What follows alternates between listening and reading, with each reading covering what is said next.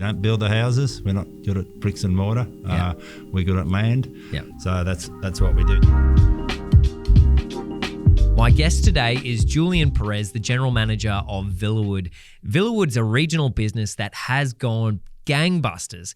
It's a property development group that have offices in now South Australia, Melbourne, Regional Vic, Queensland. They've got projects across all of those states, including New South Wales.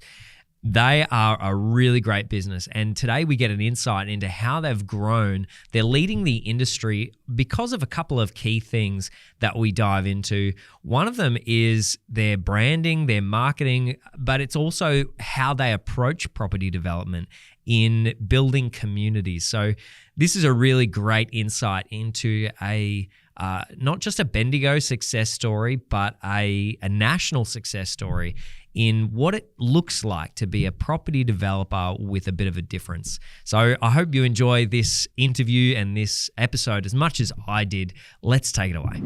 Julian, thanks so much for coming in and spending an hour of your wonderful full schedule with me. Appreciate it. No, it's good, Caleb. No worries. We finally got there, mate. After a few goes. Yeah. No, it's an honour to have you in here and talking about Villawood, which is a Bendigo icon.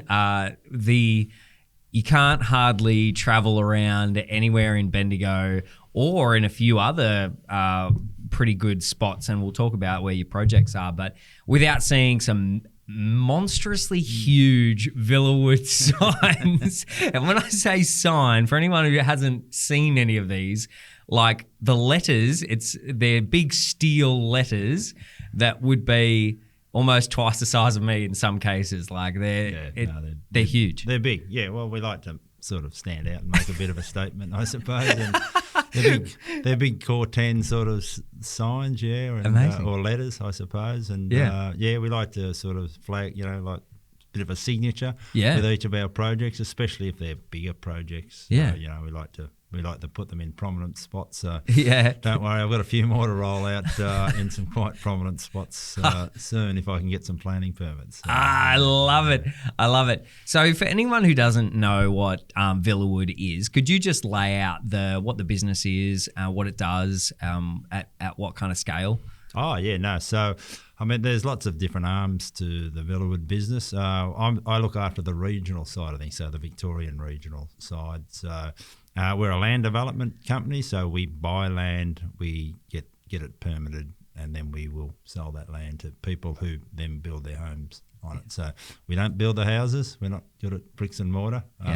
We're good at land. Yeah. So that's what we do. Now, I look after regional all the way, say, from the edge of Geelong, Sunbury way up to sort of Echuca, Moama, and now we're over to Barham and over to Shepparton. Yeah, that sort of area. Generally, we try to be a couple of hours away from Bendigo, like projects not too far than that, because otherwise they're a little bit harder to to just get people there. Yeah. Constantly, because as the project matures, you got to be on the ground a little bit. Yep. A little bit longer. Yep. And then we've got a Melbourne office that looks after Melbourne Metro and the big projects down in Geelong. And we've got a South Australian office set up the last few years over in Adelaide. So we've got 5,000 lots over in Adelaide. And we've also got up in Southport, up in Queensland. And those guys up in Queensland have, lots of different projects as well. So I don't get involved in those projects. I'm just sort of, my regional focus is, regionally down here in Victoria. So love it. And tell me, Villawood is a Bendigo business back from its origin. Could you tell me a little bit of how it started? So the origin was in '89. It was started by a group of guys. Rory Costello, he's an engineer that I used to work with Rory in my Tompkinson days. So I'm a civil engineer as well. So it's set up by Rory. There was Tim. So Rory's an engineer. Tim Robertson, he's a lawyer. So from Robertson Heights. It's now Robertson Heights, Robbie Ketra, a real estate agent, and John Stewart, who's an accountant. So they had a lot of smart guys that are all clever in their own fields. Yeah. And they all banded together, bought a block of land back in 1989, so we're 36 years old now. Wow. Yeah, and it was only like about a 30-lot subdivision, I think, that now, and then things just progressively, got larger and larger. Rory ended up moving down to Geelong in about 2000, where they then started to buy some bigger Melbourne projects, and then obviously across Australia. So we've got projects. I've got some smaller projects, say from 15, 20 lots. Yeah. I've even done some that, about 9 or 10 lots. Right. But now we've got projects that have 2,500 lots. So, so big. A lot. Big suburb sort of building. Yeah. Wow. Yeah. So how does a brainchild of 4 smart guys turn into the behemoth of a organisation that Villawood is now? Yeah, well, I wasn't on the ground floor, like at the start. I was doing their engineering, so I was just basically a consultant to the guys. Yeah. Look, they're just clever guys that obviously understand, getting the economics is right is a big challenge. But yeah, having that, with all of their skill sets and being able to, rely on each other and for their own areas of expertise, and starting small. So I would have thought that, a 30-lot subdivision is not much different to a 50-lot subdivision. A 50-lot not much different to 100. As the guys got bigger, they were learning along the way. But I would think that the core, if you're getting things right at the start, like on the smaller projects, it sort of transcends into the larger projects as well. So at the end of the day, you can't overestimate things like sales rate and sales prices, and you have to understand the market that you're going into. So selling blocks in Bendigo is different to selling in Queensland or Adelaide or Melbourne, say, for instance. So yeah, that's really interesting when you're looking at. You're talking about the economics of the business. I wonder, could you run us through? The market's changed incredibly, and it has some huge changes in relatively short periods of time in the last decade. Can you run us through what are the things that you focus on when you're looking at success? What success is going to look like? So it's all about lots of paddock. We call them paddock. Lots of properties come across my desk that there's opportunities to buy, and so it's a matter of being able to understand the planning. Where is it in the planning? Does it need a rezoning? Does it need just a planning permit? But what are the challenges that come with that? So it's understanding what the challenges are with each paddock, because every paddock is different.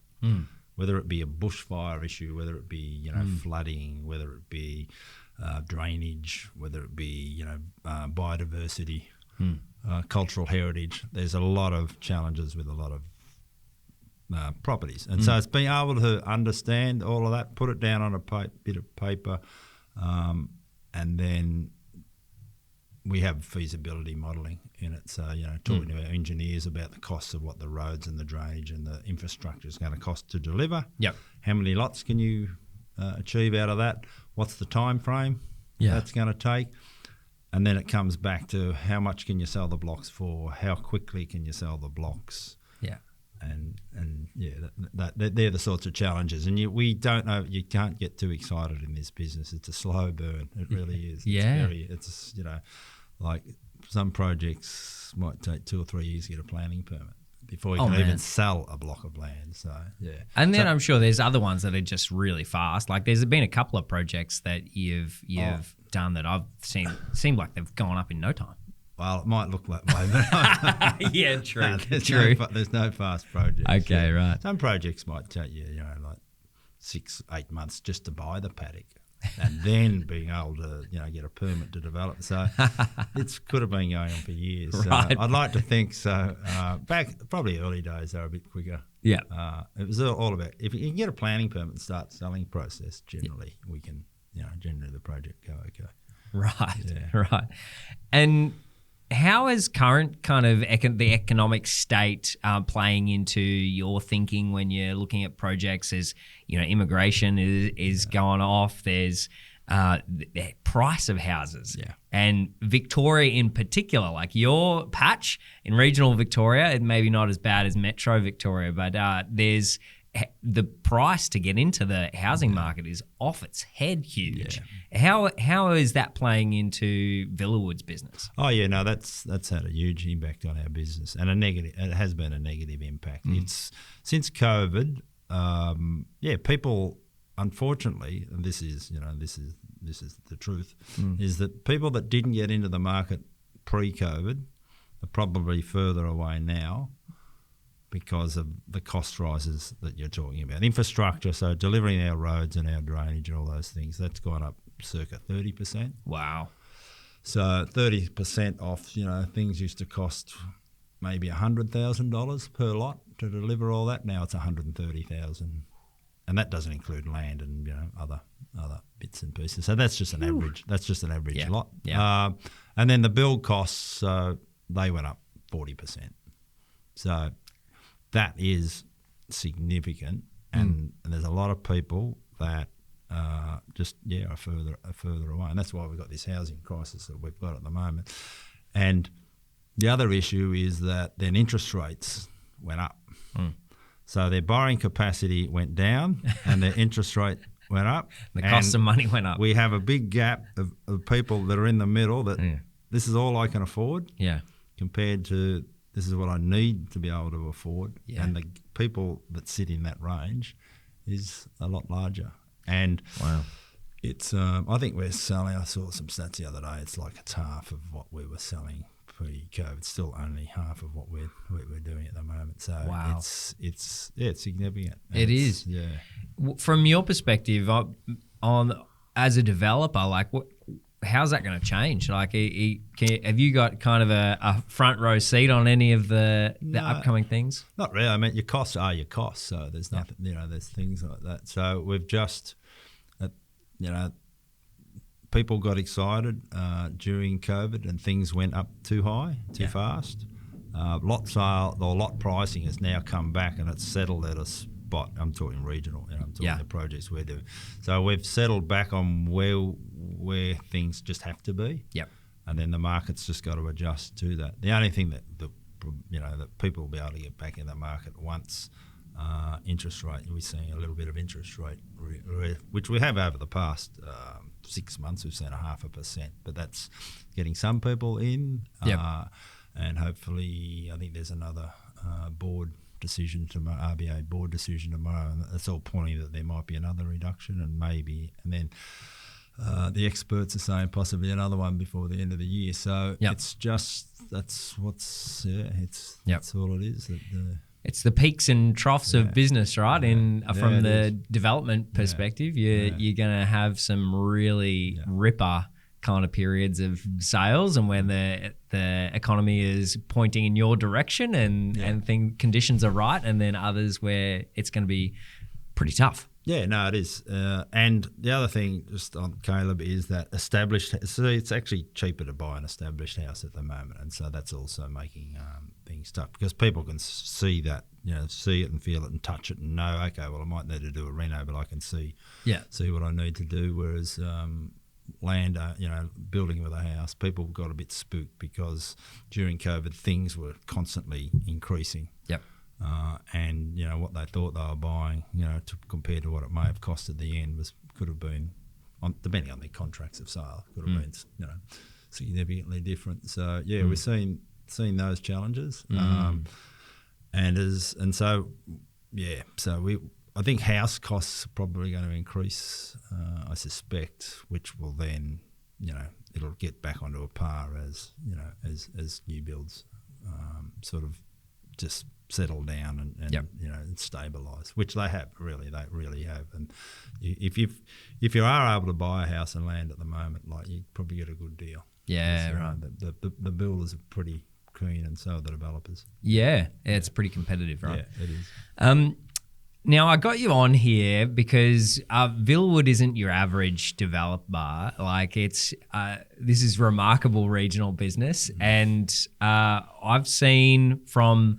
I've got my marketing hat on and we've done a little bit of work together, but I've seen the journey of Villawood and how your projects have been positioned differently, how you've gone about them differently to a developer who's just trying to squeeze the most that they can out of a paddock, as you say, and just trying to make the maximum return and cutting corners and all that sort of stuff. Do you want to run me through your approach to developments and how that might differ? I always look at, you always put yourself in the position of, if I was going to live in this estate or this, in this development, what would I like to see in it? And, you want to see lots of, you want to see all the groovy stuff. And sometimes you can. In regional projects, sometimes you can and sometimes you can't sort of deliver those. But, Rory, who's the founding director, he when I first started with Villawood, he said, do stuff that you're very proud of, like spend a bit of extra money, because he said it'll come back. Yeah. It will come back to you. And he said, you just want to be proud of what you do.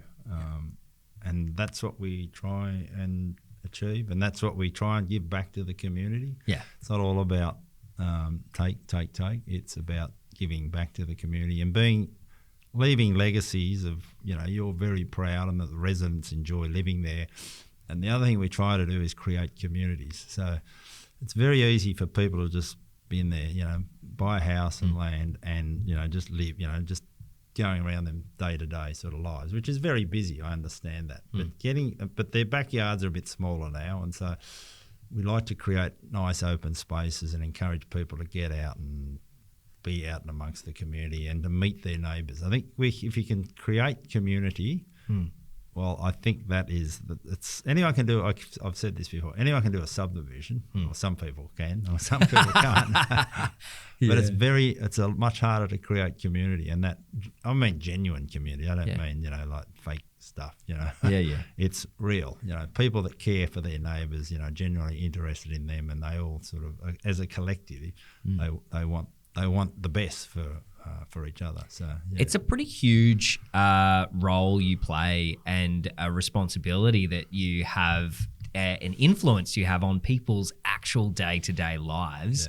Has that kind of played into this desire to build community? Like, where has this come from? Oh no, it comes from the top. So it comes from our directors. We've got core values, and building community is one of them, and this community spirit.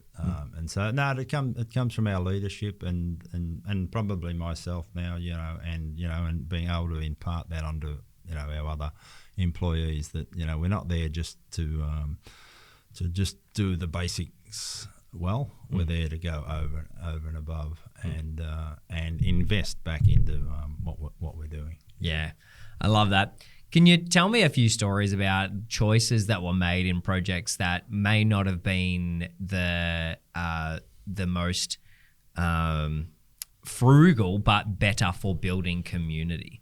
Oh, look. You mean the well, look. Well, I'm not sure if I'm not sure if I'm answering this right. But when we look at it, we look at projects as to what's the cheapest way for people to build. So we like to go in there. And we actually like builders love level blocks. Yeah. Flat blocks. Yeah. So we've got to make sure that that we can deliver that project, and it's not going to be overly expensive we're going to make it as cheap as possible for people to build on. So we're looking for that. We're looking at those types of things. Yeah, that's cool. That's in a financial sense. Oh, look, I think from the community sort of thing, it's just providing great spaces. I think great spaces for people and giving them, great playgrounds and interesting things. And you'll see that we like to do our signatures are also, core 10 steel birds and, what other things, wombats and things like that. Just we pick things that are sort of specific to maybe the area. And they become meeting places, and they become focused. They become areas of focus. So, probably things like that. But just giving people good landscaping and early landscaping, and so it doesn't feel like they're living in a dust bowl or. Yeah, that's right. We also try to have little community events. Meet your neighbour days. Oh, cool. We'll organise the Santa on the fire truck. Because we give some money to the CFA, then we'll pay the Rotary guys to come and do barbecues and Nice. so just things like that, which was sort of just around some of the some of the highlights of those key things during the year, the Easter Bunny, whatever it might be. Yeah. Just an excuse to get people out and to meet each other. Yeah. Yeah, I love that. And it's one of the things that drew me to loving working with Villawood in the few opportunities I've had to do that, is that you're really actually making an impact in people's lives that choose to live in your projects and estates. What are some of the legacy kind of projects that you've got around Bendigo or around Victoria that have been maybe ones that you're really proud of, or ones that you can look back and go, wow, this was a really good project? I know that Rory's very proud of the first one. He was, I think he would have been the first regional developer. It was one out in Golden Square, and I can't remember the name of it actually. It was out at Cronk Street out in Golden Square, but he won the President's Award for UDIA, which was a big deal at the time. This was back in, would have been maybe in the 90s, I believe. Yeah. So for a regional developer at that stage to get have an award-winning project was pretty cool at the time. So that was, and we've got numerous awards since then. Yeah. But look, we love our Imagine project. We're actually that's getting judged. Just so happens that's getting judged this afternoon for an award. Is it? Yeah. So it's up for a subdivision. So. Same thing. I think it's probably the only true regional. I know Geelong, they call it Geelong Regional. It's more metro. I really call that more metropolitan these days. For the purposes of the Remarkable Regional Business podcast, I take that as regional because there's some great businesses down there. But you're right, it's a much larger. It's a very much larger. It's not a Bendigo type of vibe down there, is it? Not really. It's very coastal, and it's a cool city. I really love Geelong. It is. But I mean, in the true sense of what I call a bit more inland, a little bit further from Melbourne. Yeah. We love our Imagine projects. Look, we're proud of all our projects, and I think coming back to your point is that if you do a great project, well, then you can lean on that project and get some great videoing and great photography done of it, and say, this is what we've done in other areas, and it does. You gain a bit of cred doing that, and so you always want to do great projects so that you can refer back to them if you need to them. And my kids get sick and tired of me when I drive around Bendigo. I say, I designed that road, or I did that bit of drainage, or I because I started pegging lots, and then I sort of transitioned up the food chain, so to speak. I love that. We'll dive into that in a second. I want to give you a chance to speak about some of the new developments that are coming up.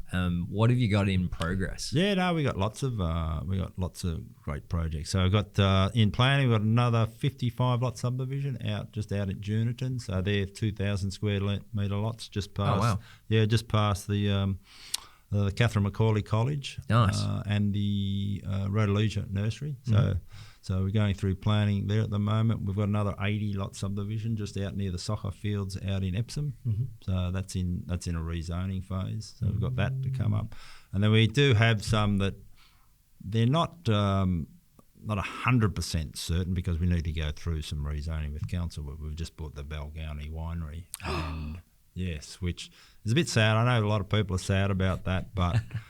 When you look at the planning merits of that property, and it was being looked at seriously about a decade ago by the previous owners to actually they had to go at getting it rezoned as well, but then they sold, and there's a story to that. But anyway, they sold. There's a possibility that we may be able to develop that, but put people where they want to live too. It's all about. I do understand where Bendigonians want to live, and Maiden Gully is one of those places. Yeah, sure is. When we talk about Balgownie, so. I've worked there for 5 vintages back in the day. Really? Yeah, when I was a younger man. I got married there. Oh, wow.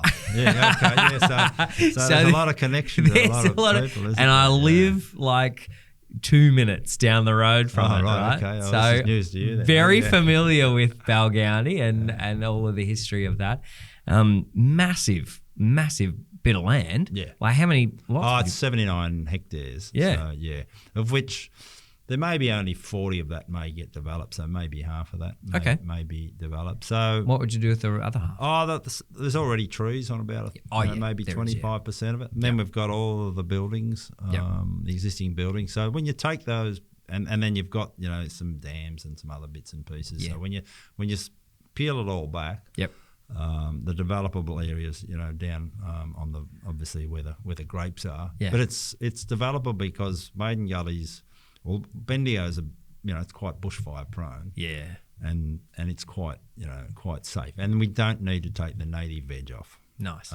So we don't need to be removing trees. And I've become not a wine expert, but I sort of understand the issues that the wine industry's been going through. And this isn't just been siloed to Bendigo or Balgownie, say for that matter. Yeah. There's a lot of other vineyards that have been struggling because there's just an oversupply of wine at the moment, and certain varieties, and of which Balgownie had some of those. Yeah, that's right.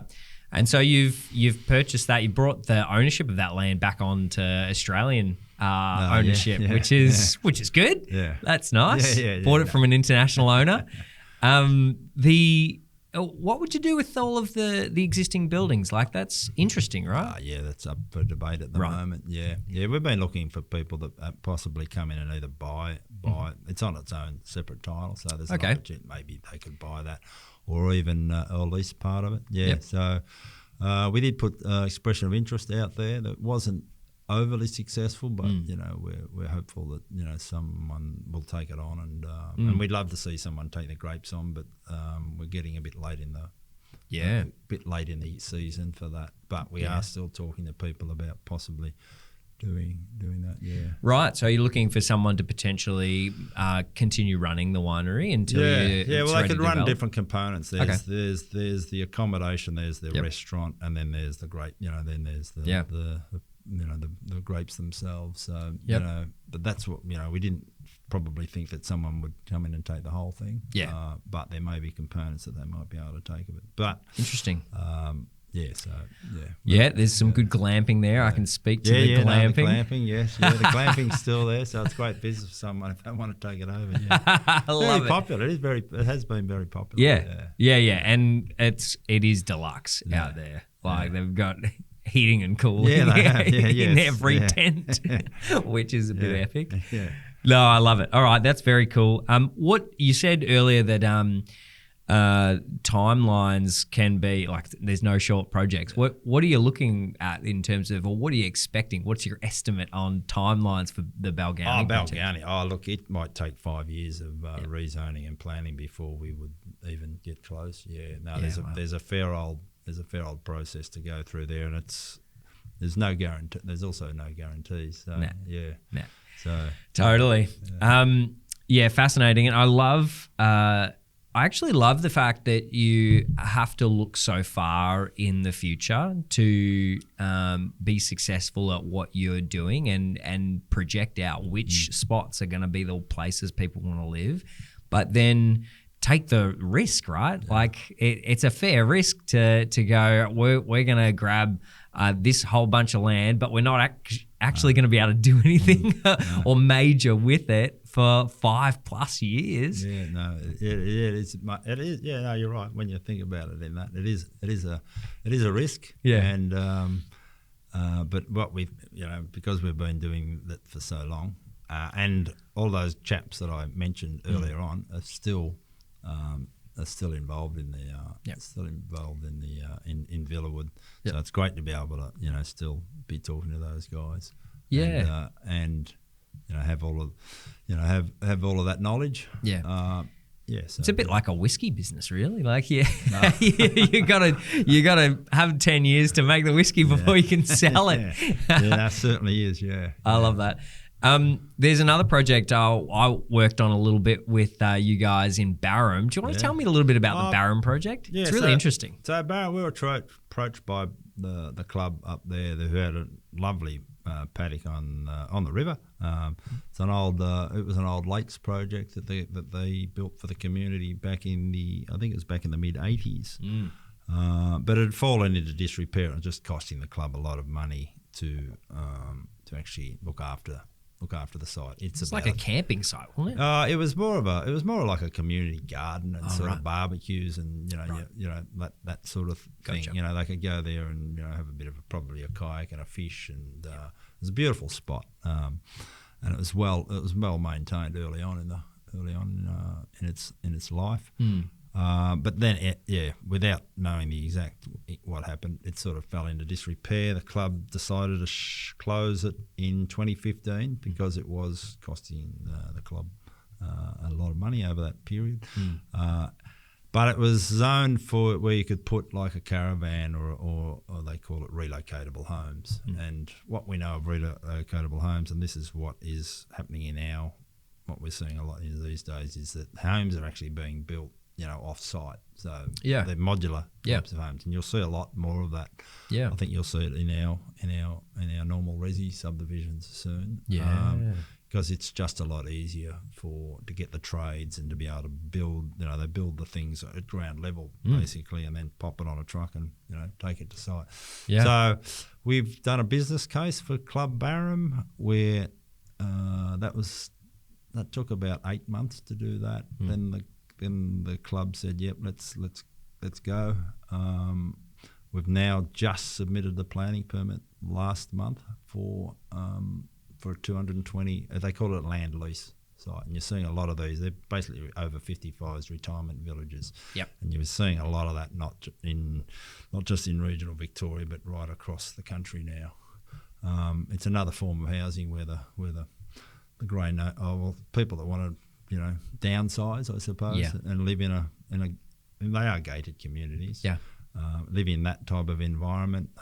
They're set up really like resorts these days. Yeah, they are, aren't they? No, they are. They're actually the same thing. The more I see of those, it's great for a lot of people. A lot of people lose their partners. May not have a lot of other friends or family around them, and move into one of these villages, and they're surrounded by a lot of like-minded people, and and they're nice and safe in there,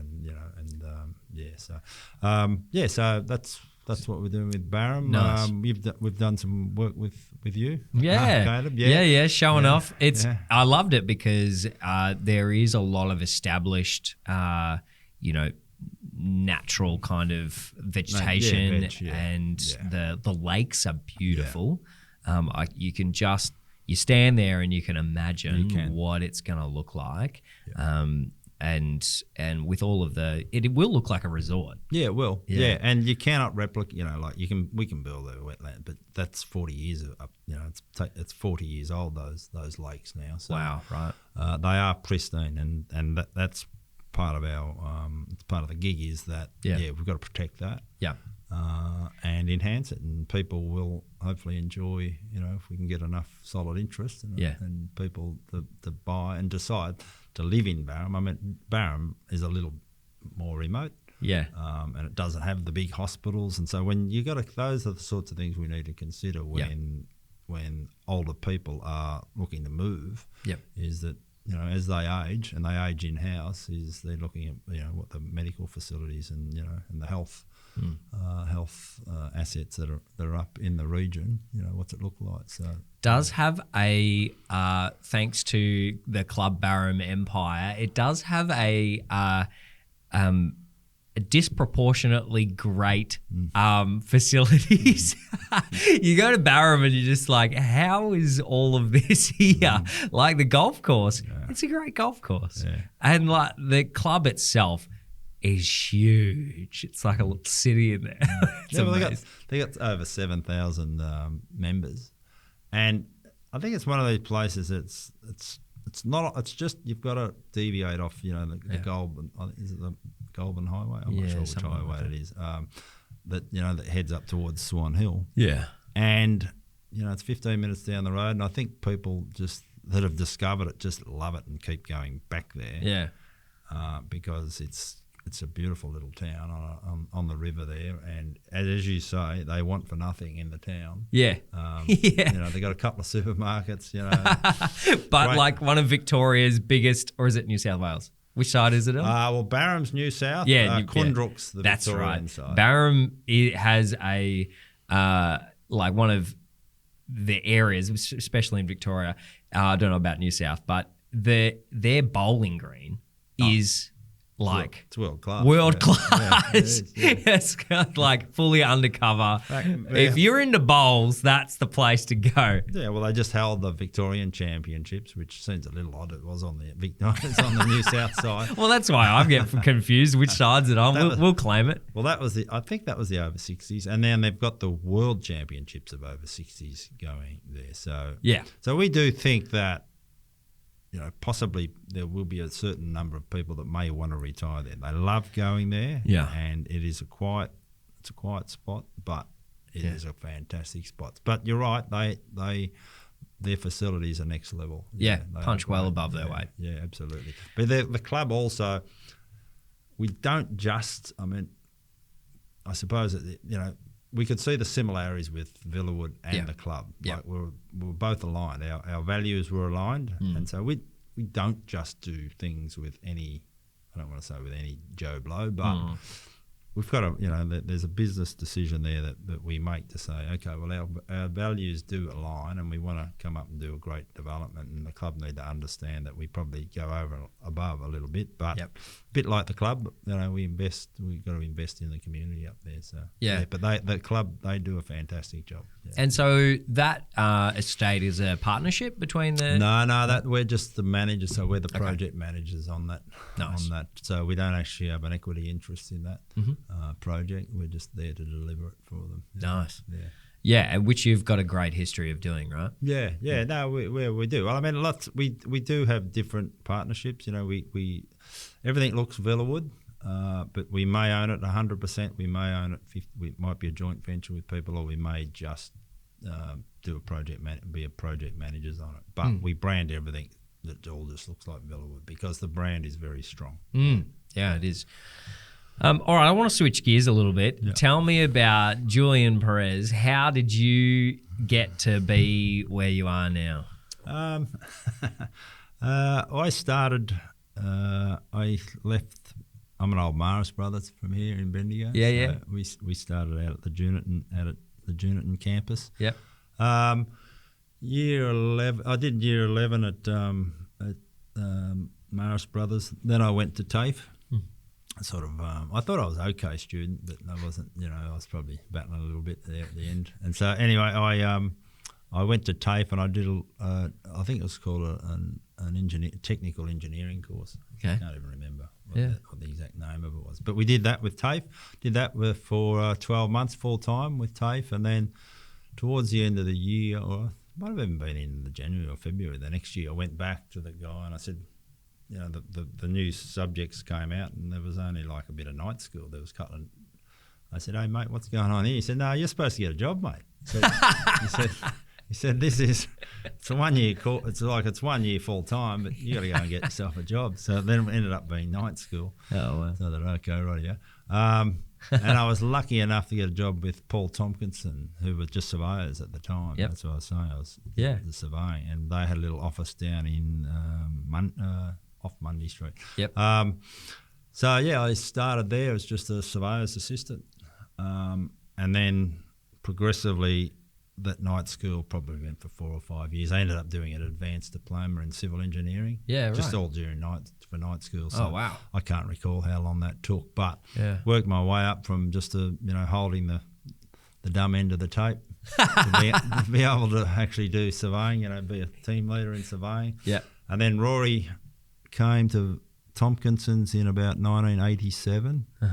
And then eventually I switched. I can't remember either. I switched in the office and started to focus more on engineering, and I became Rory's little underling, where he was a fully fledged engineer, and he taught me the ropes. And then and so for the next decade I worked under Rory until Rory. And then Rory had sort of, as I said, Rory was working at Tompkinson's, but he'd started Villawood, and eventually by about 2000, late 90s, 2000, he was doing more work with Villawood than what he was with Tompkinson's. And so Rory went off to Melbourne, and then I stayed at Tompkinson's and became the engineering manager at Tompkinson's.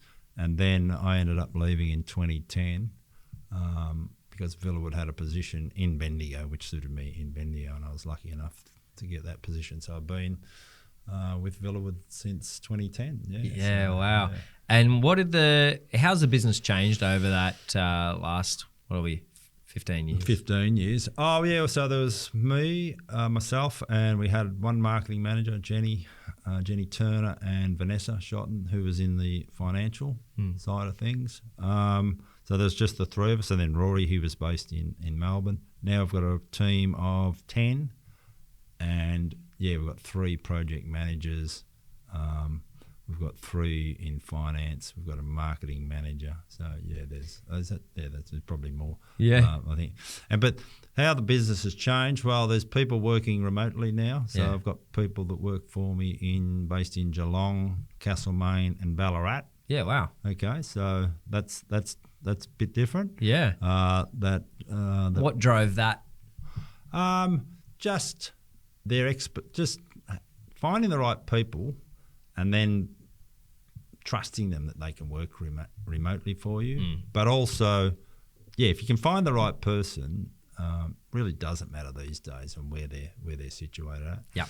And the people from Castlemaine and the lady from Castlemaine and the chap from Ballarat, they don't mind coming in the office either when we need them. So Well, that kind of opens up the area. Like we had that massive challenge with staff shortages across every industry, the Great Resignation. That was pretty tricky. It was. So being able to widen the net, if you like, to find the right people, because that's what it's all about, right? It is just finding the right people, absolutely, and then setting them up to succeed. Yeah, I love that. What is it like? Working within that, you're the regional owner, of the projects around the middle of the state and going out quite wide in Victoria. What is it like being positioned in amongst the same business and keeping consistency across brand and all of those things with, like, what would you call them, like arms of the business, in Queensland, South Australia? Oh no, we come together. The business comes together at least couple of times a year to talk about our own individual projects, and you can see, you can sort of cherry pick things that you'd like to come into your own estates or your own communities. Yeah. So we're very lucky with that. The Melbourne or the other offices invest a lot of time and money into doing really cool marketing. They've got great marketing ideas and they're at cutting level. They're at sort of cutting edge as far as design of projects. So we're able to as a business able to look and see what the other offices are doing, and saying they all look like a Villawood project. It is a collective, and so my marketing manager will meet with the Melbourne marketing team weekly, and just make sure that we're all aligned. So that's fascinating. It seems like it really took off at a certain point, and when do you reckon the hockey stick started to really climb for Villawood?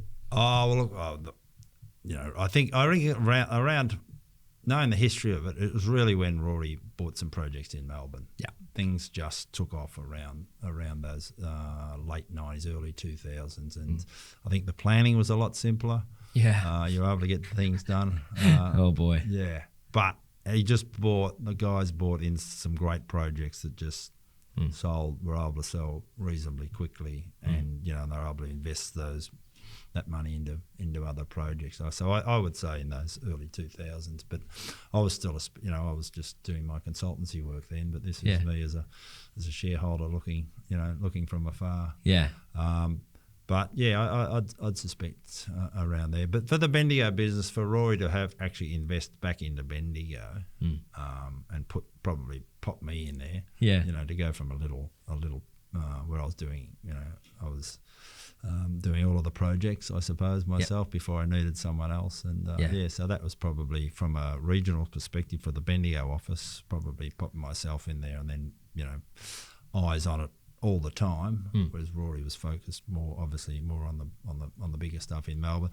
Getting me, I suppose, here, and Jenny's left now. Jenny left about 3 or 4 years. Oh, no, it might have been a little bit longer ago, but we've still got Vanessa and her finance team. And that's the other big thing, is the finances of the company. Is we've got as many in the finance team now as what we do as in project managers, or not quite as many, but, getting your numbers right and getting it. Getting all of that aligned with your banks, and having great relationships with your banks is very important. Yeah, tell me a little bit more about that. Why is there such a need for a large finance team? Oh, well, as you take on more projects, each project we've got one marketing person that looks after all of them, but one project will have a development manager. But they'll also basically have a finance manager as well. So it's eyes on all the time. So you might have 3 or 4 projects and you're constantly looking at that, and you've got to make sure that your cash flows are working, and that if there's subtle changes, like some of the projects have been going, before COVID and after COVID. So, there's been seismic shifts in some of those projects. And so you need to understand and project forward, so that you're telling your financiers what's going. Each project's a little bit different, so you need to make sure that financially the thing's still gonna work. So which is it's been challenging. Yeah, makes sense. And particularly because it's over such a long period of time, you can't just set and forget anything. No, you can't. Yeah. No, we're constantly looking at pricing. We're constantly looking, like what I was delivering in Bendigo as far as lot sizes, a decade ago. That's much different to what we're doing now. Those block sizes are certainly getting smaller. You don't get as much bang for your, as certainly, as costs have increased, we've needed to and we've got to be able to provide what people can afford. Yeah. And coming back to that first, one of the first things, the market's changed, and being able to try and get people in the market, because if they can get in the market, hopefully they'll be fine, and it works, they can get themselves established. Yep. That they'll grow a bit of wealth, and that's the other thing we like to do with our Villawood projects, is that that over time that they will see a capital, cost of the capital in their homes will increase, because we do invest, we love to see that, and we like to see that, and make sure that. Because 10 years, 20 years down the track, it'll still be somewhere that people want to live, right? Because you've got to be thinking this, we're not just selling, we're not building this estate to plonk a house on there and then it's done. Like that house, you'll want that to be able to be resold in 20, 30 years, right? Absolutely, yeah. People will, absolutely. And so, it's one of our core sort of reasons that that what we do is to make sure that we can add some value to that long term for people. Yeah. I want to get into your particular role. What does it look like being a general manager? What does your job look like, Julian? It's very interesting. It's very interesting. So I must admit, I like the parts where I can buy it, the paddocks, I suppose, and do the and then make sure that see them through and see that they work. So I do probably, because I do have that skill set from then surveying, engineering, and now project management. In hindsight, you think, it's been great grounding, like it has been great grounding. But what do I look? I'm across sort of, I'm probably a project manager first. So I understand the engineering. That's why we've got a good finance team. I don't profess that I know and this is one of the things Rory said. He said you don't have to be an expert in everything. You got to be pretty good at it, but you don't need to be an absolute expert. So that's why we've got good lawyers. We've got good landscapers. We've got good people in finance. Good real estate agents. People that understand it. You got to understand things, but you don't absolutely need to know every part of that. But so I like, what's my week look like? It's very varied. It's cash flow. It can be cash flow meetings. There's a lot more Zoom meetings these days that we have. Probably I'm at the pointy end of acquisitions and also getting planning permits. Yep. Once I can get a property, get a planning permit, then I can feel as if I can sort of step back a bit, and the project managers and the other team will sort of look after that. I've still obviously got eyes on all of the projects, but I'm sort of more at the pointy end of the acquisitions and also the planning permits. And once you can get your planning permit and the project starts, I can focus on other bits. Tell me, is it any easier to get a planning permit for a developer than it is for anyone else? No, it's very complex. It's a little bit too complex these days. We just think that it's getting much harder, unfortunately. Can we expect any correction in that? Like, it is just wild, honestly wild, how long it takes to get and how hard it is.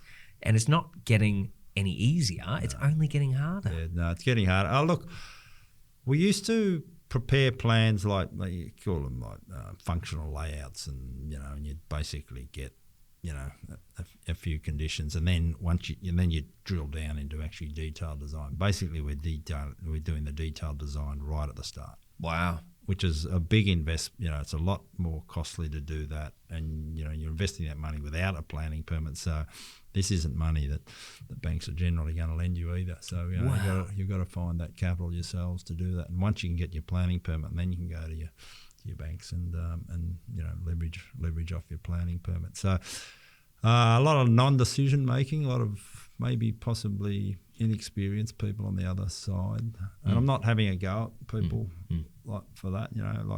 I get it, but I just do think that if we're doing things, and Villawood have been doing things well for 36 years, that expect I'll do the right thing. Yeah, Our name is everything to us, so I'm not going to we will not take shortcuts, and we're not going to deliver bad outcomes for council or for our new residents. So I don't think there's any sort of cred given to that by the councils. They just say you're a developer. We've got to look as if you're just going to do the worst job possible, and and just got to be too precise in what we're doing, and so it's very frustrating, because I don't think that in the planning system that we do get enough, like our brand and what we've done in the past, our reputation. Yeah, that's the word I'm looking for. Our reputation really doesn't precede us, and no. Yeah, it's a bit crazy. I think that kind of points to a whole lot of compliance. We have a bit of a culture of over compliance, and it does all point to it seems to be all constructed around there being no space for common sense, no space for relationship. It's very clinical and treats everybody exactly the same, but it's actually it treats everybody as if they are the worst kind of human possible and the dumbest. And there has been a few, I'm not going to sugarcoat it. There's been a few bad examples of developers doing the wrong thing. Yeah. But no, I do smile sometimes, because you often the planners will refer to projects that that have been done elsewhere, and they put them up as signature sort of projects. And I can remember back in the day, we'd be doing those projects. The permit might have taken you 4 or 6 months, max 6 months to get. Wow. And you might have had 20 conditions on the permit to get. And it was probably drawn by a surveyor, and we just did great. It was basically the surveyors were doing a lot of the town planning back 20, 30 years ago, probably 30 years ago. And they're, you go back and you look at those projects, and they are fantastic. Yeah. But now we have got, planning permits that have 150 conditions on them. And is that leading to better outcomes? No, I don't think that it is. No, I don't think that it is. We're doing things a bit better in certain areas. Certainly, I'm not going to shy away from that. But it's too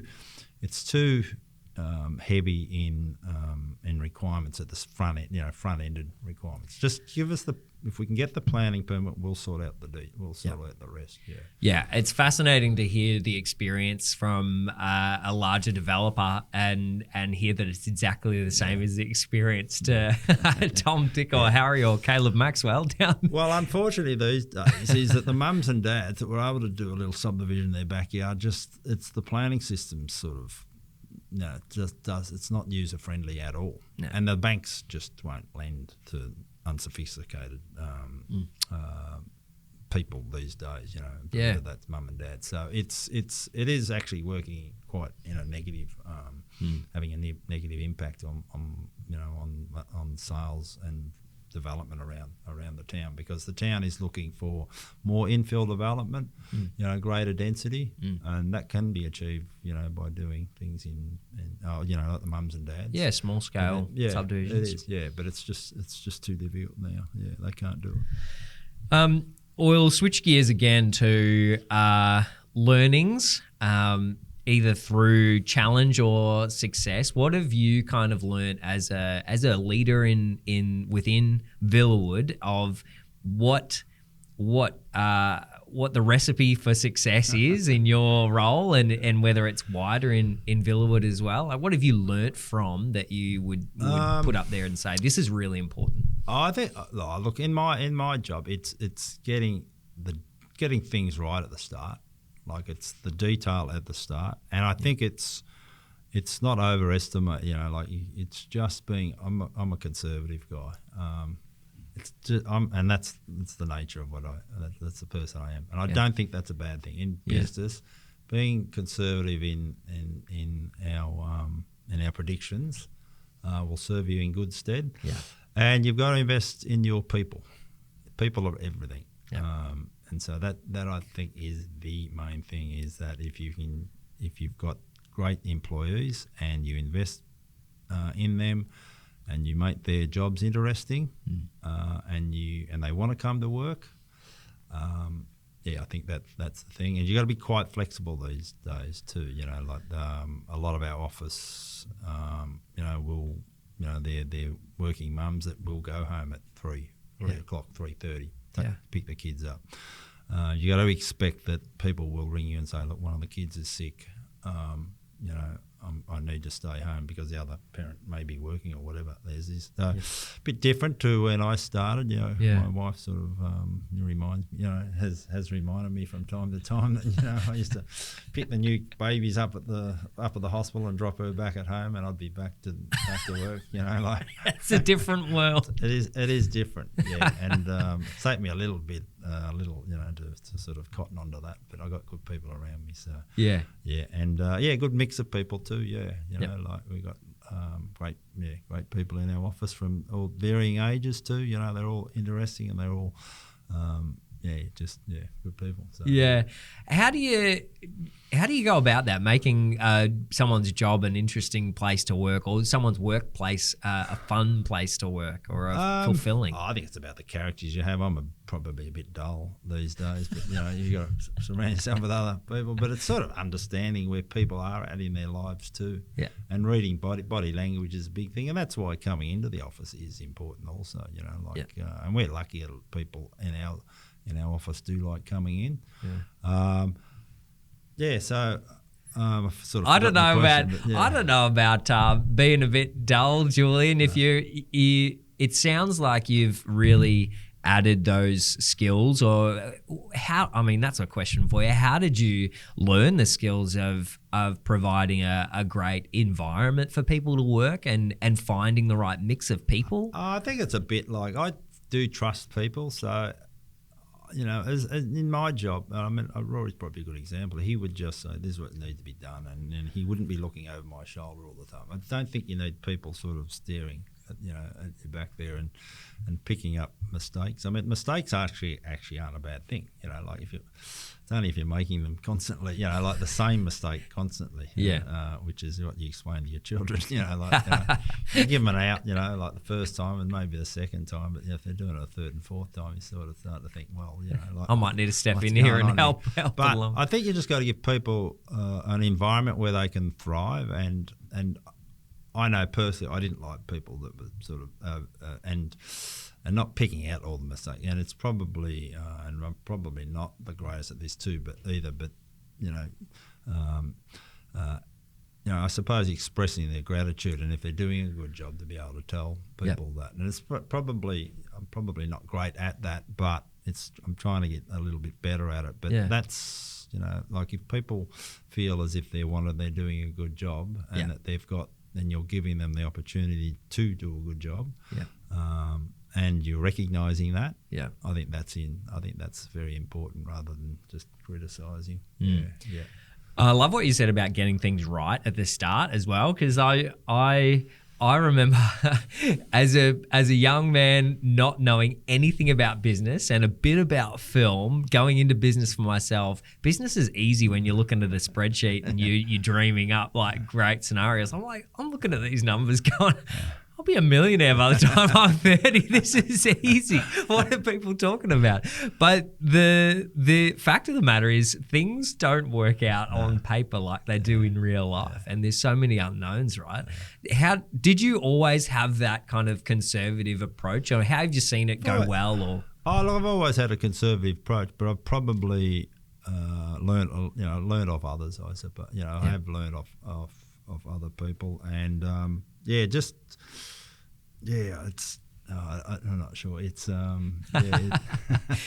Look, have you seen particular things that, like, have you had any particular challenges that you've really learnt a lot from, and you've gone, all right, not going to do that again? I love what you said about like mistakes that in employees, but what about from your journey? Has there been any like big challenges, or you're like, wow, I would have done that differently, but I've learnt heaps? Oh, look, COVID, I think in our business, COVID was the biggest challenge that our business faced, because, you know, it was pretty scary at the start. Like it was basically shut down your business, and we didn't really know from one day to the next what that actually meant. Wow. You know, like, you know, you couldn't get your people in. And I mean, we're as an industry, we're probably fortunate, because we're one of the industries that were able to still build.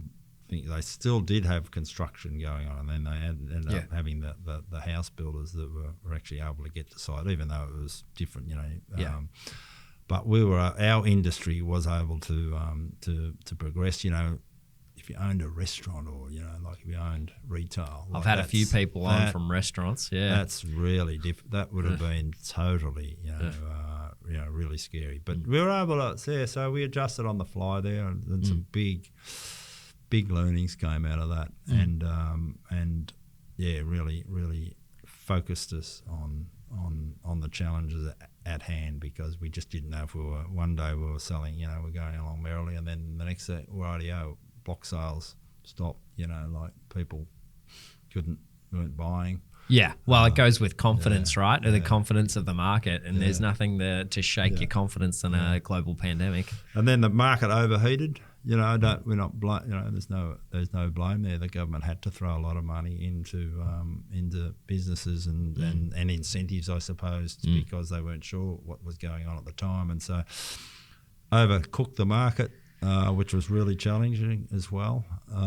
What did that look like? Explain that. What that did is it all the supply chains really pushed out. So it was great from, you know, you looked at your numbers and you're selling, you know, blocks, you know, here in Bendigo we might sell, you know, on a project 2 or 3 a month. You know, you might have been selling a dozen, 15 a month. You know, so things were going up 4 or 5 times. Whoa! So block sales were, I saw a bit of paper, but being able to deliver that, because things that were coming in from overseas we just couldn't get, and so the construction timelines really pushed out. Yeah, and then with that came cost increases. So, you know, we've got contracts in place with our civil contractors, and they're ringing me up saying, well, Julian, I can't build this subdivision for what I told you I was going to build this for, you know, 8 months ago. I said, right, yeah, we'd better sit down and redo the numbers. And so we were, you know, if you were that way inclined, I could have said, okay, well, that's your fault, mate. You know, like that's your problem. But as a business, we would say, no, let's sit down and we've all got to share in in what's going on here. So redo those things, but that was just the time frames that really kicked out. And so people that then thought they were going to get their house, their home started, 8 months, within 8 months, that might have been 15 months. Yeah, wow. And then the challenges with that is that their builders then charging them more because of the delays. And so we were trying to deliver projects as quickly as we could, but it was just the environment we were in at the time. And so, yeah. Well, it's amazing how you lay it out like that, and one thing up the front can have such a knock-on impact across everything, right? It just flows downhill. Yeah, it does. Yeah, it really did. And we were very keen for our purchases to get in as quickly as we could. But like some of them were an extra 12 plus months more. Wow. Easily than that. It could have been longer in some instances. Wow. But that was just reflective of wasn't just Villawood projects, it was just the industry as a whole. Yeah. Because it did overcook, and trying to deliver those homes was difficult in the end, challenging, very challenging. And we might have mentioned it a little bit at the start, but might wrap it up with something pretty relatable. Like, we're going through a bit of a housing crisis at the moment. What's Villawood's perspective, or like, what do you see your role being in that kind of that challenge? Well, our role is being able to provide people with different options. We've got the affordable. We want to make things affordable and be delivering things in a time, obviously in a timely manner, but what people can afford and what they desire these days. Yep. And I suppose I come back, if we can get the planning if we can get the planning system sorted. Yeah. We know that people want to come to the regions to live. Yeah. There's a desire for that. That's still post-COVID. It's sort of, I think a few people came out from the city, and then some may have went back. They didn't quite, wasn't quite what they were looking for. Not their cup of tea. But there's certainly a desire for people to still come out in the regions, if we and areas like like I'm talking about the big, not just the big Bendigos, but like could be the Barhams or smaller places. But so provide them with the opportunity. We're just trying to deliver really good product at an affordable price, and different sort of in different locations and different lot sizes. And we're on the Remarkable Regional Business podcast here. Like, how is our region performing when you look at the company as a whole? Like, how does Central Victoria or Regional Victoria perform against South Australia and Queensland, the markets there? Oh no, South Australia in particular has had a lot, since the last couple of years. There's been a lot of growth in Adelaide. Adelaide's been undervalued, and there's been big uptake in sales in Adelaide. Right. Don't know if you've been to Adelaide lately. It's still a big regional city. Yeah, it is. Yeah, it's easy to get around, and we're doing projects that are quite close to the centre of town. So so booming. That's booming. I know that the Queensland guys are same thing. A lot of lot sales up in Queensland. Unfortunately, Victoria, no, we're still battling away. A little subdued down here. But we're seeing positive. I think things are starting to be. We're positive people, and I think that things are. People want to live in Victoria. Yeah, so they certainly do. So we've got a lot of confidence in the market in Victoria, just being able to adjust to it. But I do still see that there's going to be positive and good times ahead. So What I appreciate and have learnt through our conversation, Julian, is I reckon you're conservative on the planning, but positive and confident on where it needs to be on the whole product and the opportunity. So I can see you balance those two pretty well. I really appreciate you coming into the studio. Thanks for spending some time with me. This has been really fascinating. Well, thanks, Carter.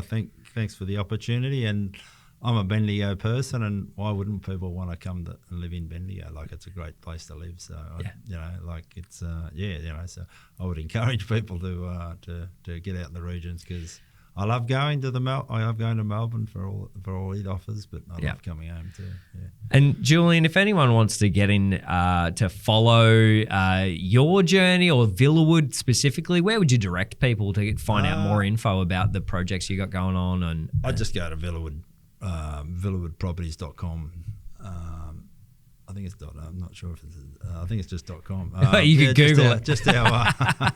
No, we're .com. Just onto our websites. Yep. There, you'll be able to either get in contact with us or see how our projects are progressing and if there's opportunities there. So thank you again, Caleb. Yeah, pleasure. Been quite quick, hasn't it? I'm not sure. No, we have been speaking for over an hour. That's the way it goes. It's time flies when you're having fun. Thanks, Julian.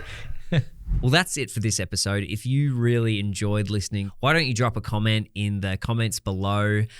Make sure you like the video and subscribe to the channel so that you get updates on when all of the next ones come out. That really helps grow this little community of people that are diving into regional business and celebrating and learning more from it. So really appreciate your support, and I can't wait to see you in the next one.